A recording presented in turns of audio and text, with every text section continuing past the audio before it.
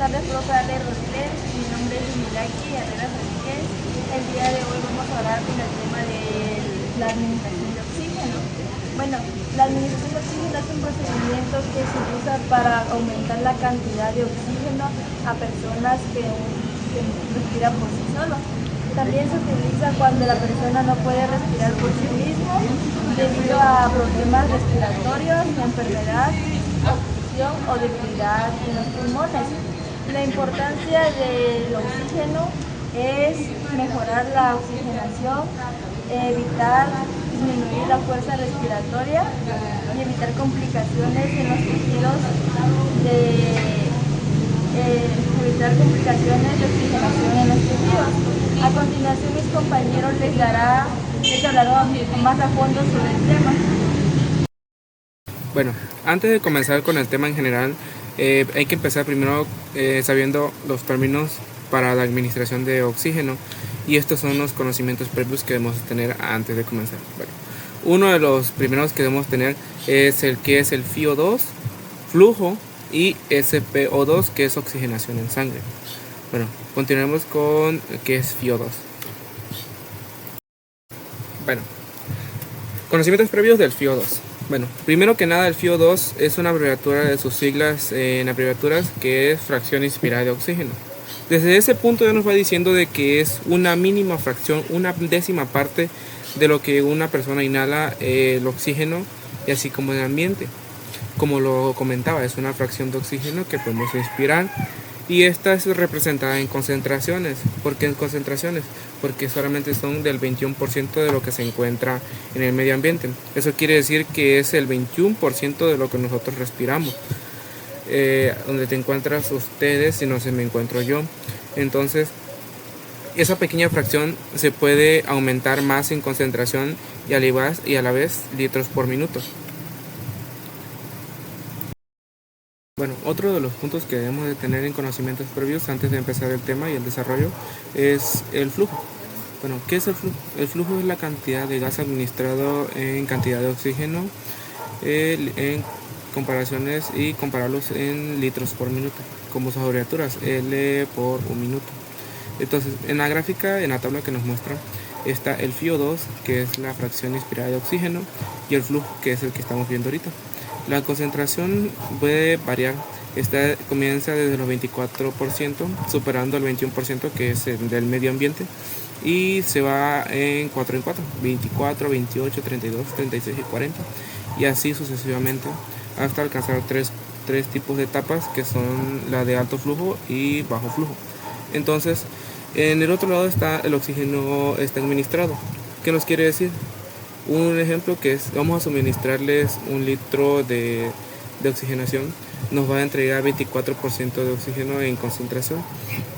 Entonces, así es como se mide lo del flujo. Bueno, y como último paso, que es la saturación de oxígeno, que es SpO2. Bueno, la saturación de oxígeno es una forma de medir en las cantidades disponibles del oxígeno en sangre, y la forma de medirla es con base a porcentaje. Muchas literaturas concuerdan que el porcentaje del oxígeno es a partir del 95% hacia adelante. Eso quiere decir que 95, 96, 97, 98, 99, y si se mantiene una regularidad normal para una persona. Si está el menor de 95%, hay riesgos de déficit de oxígeno en los tejidos, y este déficit se le conoce como hipoxia. Otro punto más que vamos a ver antes del desarrollo. Puede ser un tanto riesgoso porque hay deficiencia de oxígeno en los tejidos, y puede ocurrir daños mucho más, a veces irreparables, como puede ser si hay una deficiencia de oxígeno en el cerebro. Bueno, una vez teniendo estos conocimientos previos, que son 3, de lo que sería la oxigenación en sangre, el flujo y el FiO2, ya podemos comenzar con el desarrollo. De continuación, nuestros compañeros nos van a decir tanto los materiales que se ocupan, tanto como lo son el manómetro, el flujómetro y el humidificador, y otros materiales que se utilizan para la administración de oxígeno y una administración correcta. Entonces, comencemos con el desarrollo. Para la administración de oxígeno son mascarillas, son los testimoniales, para controlar y preparar se usan flujómetros,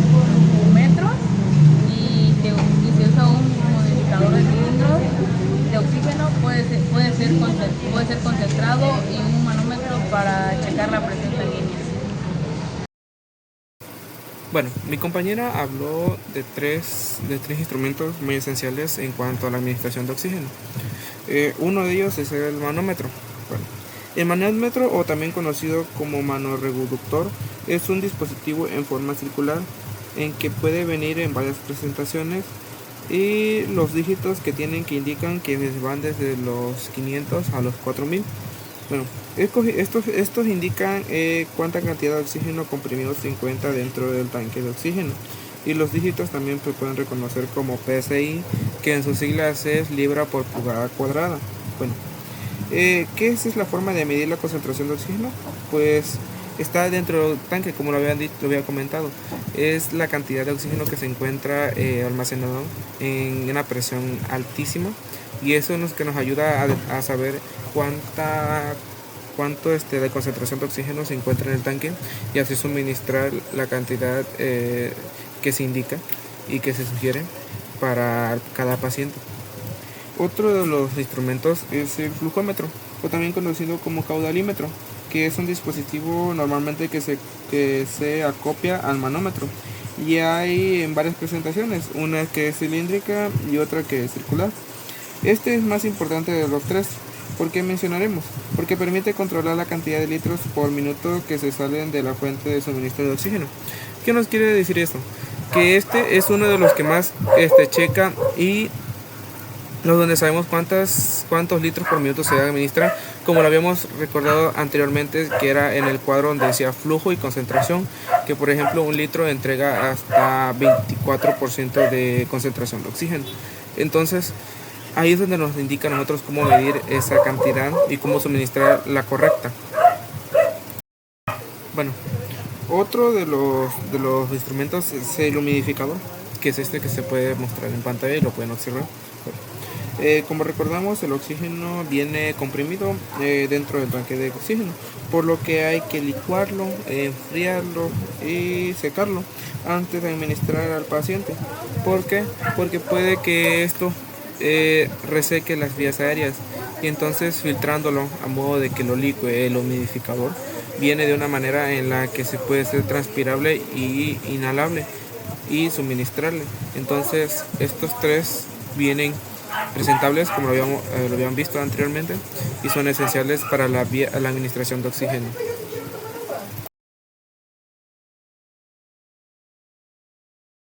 Buenos días, profesora Rodríguez. A mí me tocó el primer punto, que son las cánulas nasales o puntas nasales. Para mayor descripción, es un tubo con dos puntas que se introduce en las narinas. Es cómodo y permite hablar. También el flujo es de 1 a 6 litros por minuto. El VO2 es aproximada a 24-44%. Tiene ventajas y desventajas. Las ventajas es que es cómodo, no limita las actividades y es de bajo precio. Sus ventajas es que causa resequedad y no permite al paciente respirar por la boca. Muy buenas tardes, profesora Alejandra. Mi nombre es Daniel de Jesús. Como siguiente tema está la mascarilla con válvula de reoxigenación o reservorio. Bueno, esta tabla nos indica que el flujo de sangre es constante y que tiene una mejor salida y una mejor respuesta, ya que esta ayuda a tener una mejor concentración. El flujo de este y el porcentaje del VO2 es de 60 a 90%. Es de 10 a 15%, lo que equivaldría a su VO2, que es 60 y 90 porcentaje. Y los litros son de 10 a 15 litros por minuto, y el VO2 es 60 a 90%. Esto nos indica que el beneficio es que tiene una mejor instalación y además una mejor respuesta, y así evita que el paciente respire el CO2, que es dióxido de carbono. La desventaja es que no tiene una mejor disponibilidad, ya que tiene una saturación y un riesgo muy mayor, pero lo que hay los beneficios pues es que tiene una mejor respuesta. y ahí es como que se equilibra. Y más anteriormente, y antes que eso, existe una tabla donde se muestra dónde están los litros y los minutos que se va a aplicar y también el porcentaje. Entonces la tabla se puede mostrar en esta parte de acá, donde se mostrará y se dirá cuáles son los porcentajes a continuación. Como lo anteriormente mencionado, como lo habíamos comentado, el del FiO2 y el flujo, la concentración y administración de oxígeno. Esta es la tabla la cual vienen las escalas de cuánto se le debe suministrar tanto como concentración y el oxígeno administrado, lo que viene en los tanques de oxígeno. Como lo podemos observar, el 21% es lo que se encuentra en el medio ambiente y lo de la tabla que supera el 21%, que es 24, es ya la administración de oxígeno. Entonces viene la cándula binasal, luego la mascarilla de oxígeno con reservorio y la máscara de oxígeno de Venturi, que las primeras dos que había mencionado son de bajo flujo y la última son de alto flujo. Entonces ahí como que no se asimila, porque por la cantidad del PSI y la concentración que se tiene. Entonces se utilizan máscaras especialmente para cada porcentaje. Buenas tardes, profesora, mi nombre es José Luis, le vengo a presentar lo que es mascarilla simple. Cubre nariz y boca, dispersa todo el oxígeno sobre la mascarilla con un flujo de 5 a 10 litros por minuto, no mayor a 5 minutos, para evitar el CO, que es el dióxido de carbono, con un FiO2 de 40 al 60%. Sus indicaciones son hipoxemia moderada, desventajas, una mayor absorción del FiO y también lo que es fácil de colocar. Lo que tiene sus desventajas, lo que es incómoda para comer. Yo le voy a hablar de las máscaras cefálicas, que es HOT o casco. Su excepción es que son cascos transparentes para neonatos y su flujo es de 7 a 10 litros por minuto y su fricción de respirar el oxígeno es de 28 a 85%. Y esto es ideal para pacientes neonatales con dificultades respiratorias. El siguiente punto es la mascarilla de Venturi. Pues esto es un sistema con adaptadores que entrega una gran cantidad de FiO2 exacta. El flujo de esto debe ser a 4 o 12 litros por minuto y el FiO2 debe ser principalmente de 24 a 60%. Y esto se utiliza principalmente en pacientes que requieren un control de oxígeno o principalmente de EPOC, que significa enfermedad pulmonar obstructiva crónica. Una de las ventajas de esto es que es fijo y fácil de utilizar. La otra es que la siguiente ventaja es que es estándar en pacientes que tienen retención de dióxido de carbono. Y la desventaja es que hace mucho ruido y que requiere un gran manejo y uso correcto de estos adaptadores. El oxígeno de alto fluido. Este es un tipo de terapia de oxígeno que se administra a través de una glándula nasal. Consiste en mezclar oxígeno calentado y humidificado a flujos muy altos. En este caso sería el flujo sería de 20 a 60 litros por minuto y la fricción unificada de oxígeno sería de 21 al 100%. Ayuda para las personas con deficiencia respiratoria, COVID-19 y neumonía severa. Muy buenos días. El día de hoy yo les voy a hablar sobre las carpas o tinas de oxígeno. Las carpas o tinas de oxígeno son aquellas que se utilizan en el rostro o se ponen prácticamente en el rostro y parte del hombro, y son especialmente para aquellos pacientes que tienen alguna enfermedad pulmonar o del sistema respiratorio, y son aquellas porque la carpa de oxígeno genera más aire para aquellos que sienten una presión más aguda. Gracias. Buenas tardes, compañeros, me presento, mi nombre es Lázaro Reyes Vázquez y hoy les voy a explicar un poco sobre lo que es el ventilador mecánico, o también conocido como intubación. Nos dice que el ventilador mecánico es una máquina que ayuda a respirar cuando una persona con insuficiencia respiratoria no puede respirar por su propia cuenta. Por ejemplo, cuando un paciente está en sedación o presenta afectación pulmonar. ¿Para qué nos sirve es el ventilador mecánico? Pues para introducir aire en los pulmones y facilitar el oxígeno necesario a las células de nuestro organismo. También para ayudar a los pulmones a eliminar el dióxido de carbono. ¿Cómo funciona el ventilador mecánico? Este funciona conectándose al paciente a través de un tubo denominado tubo endotraqueal que el médico coloca dentro de la tráquea a través de la boca. Este procedimiento es llamado intubación y más que nada nos sirve para darle aire o lo que es también de gas a los pacientes que no pueden respirar por su propia cuenta. Yo les voy a hablar de las indicaciones clínicas del oxígeno suplementario. El oxígeno se administra por rutina, se indica cuando hay evidencia de la hipoxia o riesgo de ella. En las indicaciones principales tenemos la saturación de oxígeno de 82 a 92% en EPOC. También la frecuencia respiratoria elevada a 24 rpm. También tenemos cianosis en labios, uñas y piel. Dificultad respiratoria, uso de músculos, tiraje o aleteo nasal. Con las enfermedades respiratorias tenemos el asma, neumonía, EPOC, insuficiencia corporal y insuficiencia respiratoria. Tenemos shock y trauma neurológica.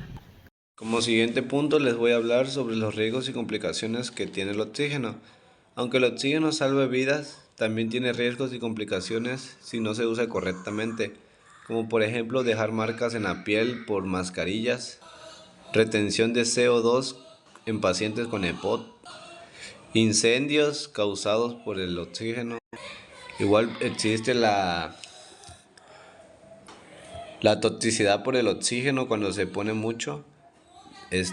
Los pacientes tienden a ahogarse con el propio oxígeno.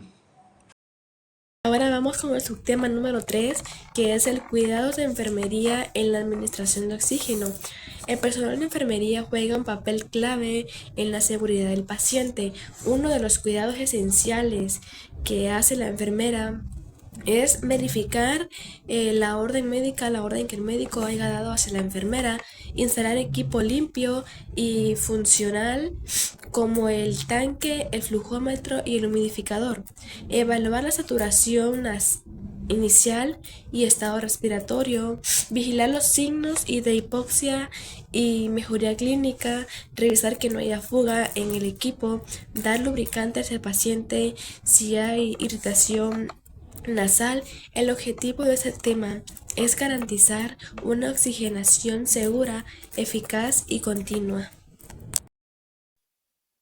Bueno, yo les voy a hablar sobre las complicaciones de oxigenoterapia. Incluyen muchos factores, por ejemplo, toxicidad por oxígeno. Esto nos va a entender que es el riesgo más grave que ocurre al momento que respiramos en altas concentraciones. Nos dice que el más de 80% durante un tiempo prolongado, es decir, 24 horas, pueden causar, por ejemplo, irritación pulmonar, tos y dolor, y también daños severos en los pulmones, leve hasta daño, dice que al volar, dice difusión insuficiente respiratorio. En casos severos puede afectar el sistema nervioso central. Puede causar, por ejemplo, síntomas de náuseas, mareos, espasmos musculares y convulsiones. Y el otro punto es sobre la depresión de ventilación. Pues aquí nos da a entender que en pacientes con enfermedades, por ejemplo, pulmonar obstructiva, crónica y retención crónica de dióxido de carbono, por ejemplo, el estímulo principal para respirar y la falta de oxígeno, por ejemplo, impulso respiratorio hipóxico. También sobre la administración excesiva, dice que puede eliminar el estímulo, llevando, por ejemplo, a una respiración superficial e insuficiente. También altelaxia por obsesión.